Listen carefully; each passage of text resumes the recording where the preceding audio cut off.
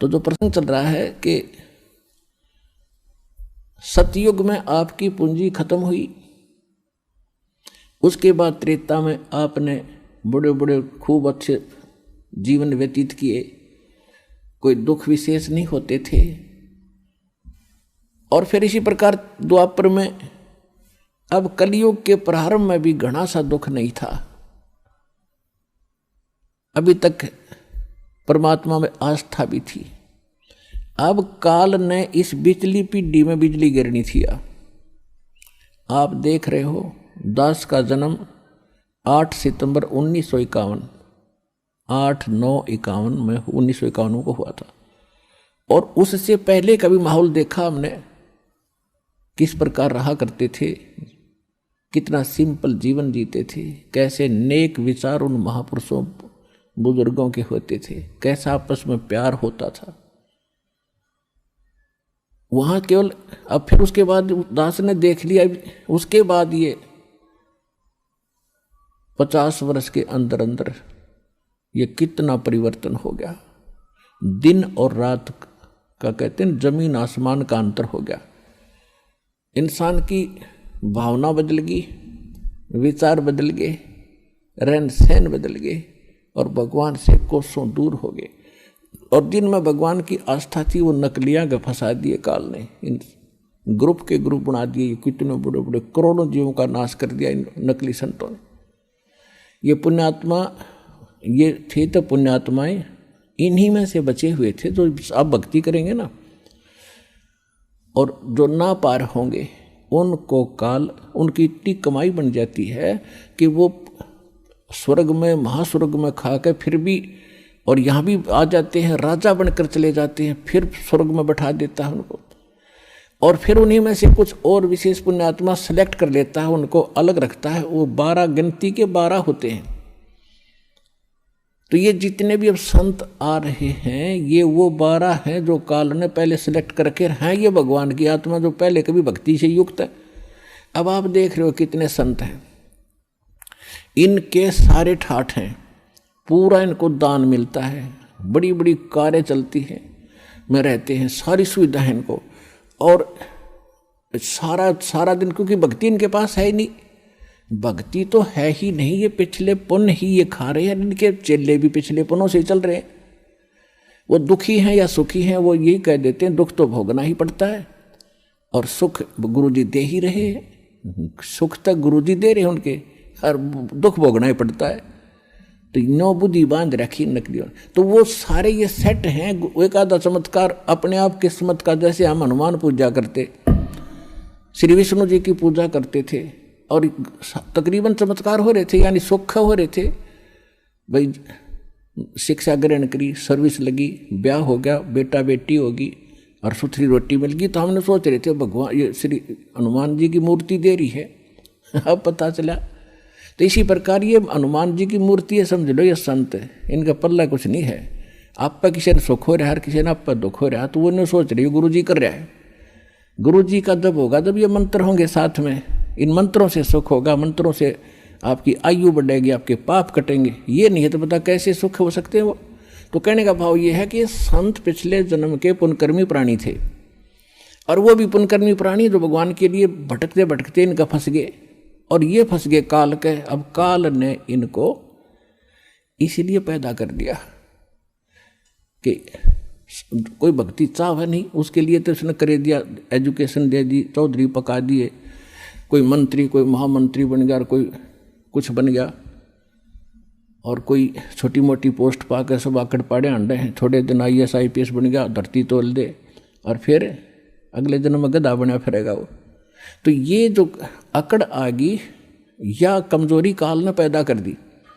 तो जो भक्ति नहीं चाहते वो तो खाओ धक्के, और जो भक्ति चाहते वो काल के पक्के दूतों को फंस गए। अब परमात्मा ने कहा था कि काल ने कहा था कि 12 पहले अंश हमारे जाही और पीछे अंश तुम्हारा जाए। जब परमात्मा का, कबीर भगवान का और इस काल का अनुबंध हुआ था, इसने बहुत विनय की थी कि 3 युगों में जीव ना ले जाना।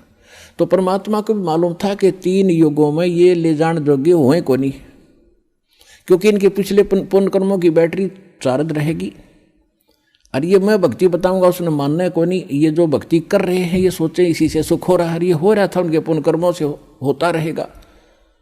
जिस कारण से ये त्रेता सत्युग तेरा परम ये कत्ती नहीं मानना है। और काल राजी कर दिया, ठीक सा भाई 3 युगों में तू कर ले जो तूने करना है। फिर चौथे युग में इसने कहा था कि चौथा युग में पहले मेरे हंस जा, मेरे दूत जावें और पीछे तेरा आवे। परमात्मा बोले या भी मान ली तेरी जा और बोल। परमात्मा को पता था यदि मैं पहले भेज दूंगा अपने हंस ने तो वो सारी सच्ची कहेगा, फिर ये काल के दूत जाएंगे वो ये बताने लग जाएंगे, भिन्नता कहाँ रहेगी। तो काल ने इसलिए उसको आदेश दे दिया। काल ने ये सोचा था कि सा कंडम कर दूंगा, इन इतना बना ऐसा बना दूंगा या तो भक्ति करने जोगे रहेंगे नहीं, कोई शराब में, कोई सुल्फा, कोई अफीम, सारे अड़ंगे पर लगा दिए। जो भक्ति करते हैं वो कोई पत्थर पानी पूजन पर ला दिए, या नकली संतां का फंसा दिए। तो काल ने ये चालाकी करी थी कि पहले अंश मेरे जाही और पीछे अंश तेरा आई। तेरा जो दास से दाता वो बाद में आवे, पहले मेरे जाले अगजा, पहले तेरे चले जाएंगे।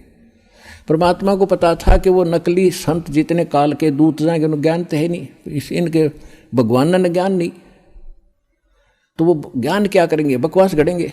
तो वो बकवास घड़ घड़ के ज्ञान बता बता के उनकी कई पीढ़ी जा चुकी होंगी और उनकी पुस्तक बन चुकी होंगी, उनके ज्ञान की DVD बन चुकी होगी।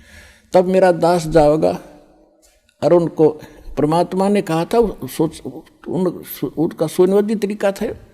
ऐसे इंस्ट्रूमेंट कलयुग में मालिक ने बनवाए हैं, ये प्रोजेक्टर, टेलीविजन, हाथों हाथ सच्चाई देगा मेरा दास जा करके। उन नकलियों के दिखाएगा नकली अनुभव और सदग्रंथों को दिखाएगा कि जिन महापुरुषों को मिले उन्होंने ये भक्ति की, यही हमारे सदग्रंथ बताते। तो 1 मिनट में उन सब की खाल तार कर रख देगा। सब बच्चे मुझे पहचानेंगे और मेरे पास आ जाएंगे फिर छोड़ छोड़ के।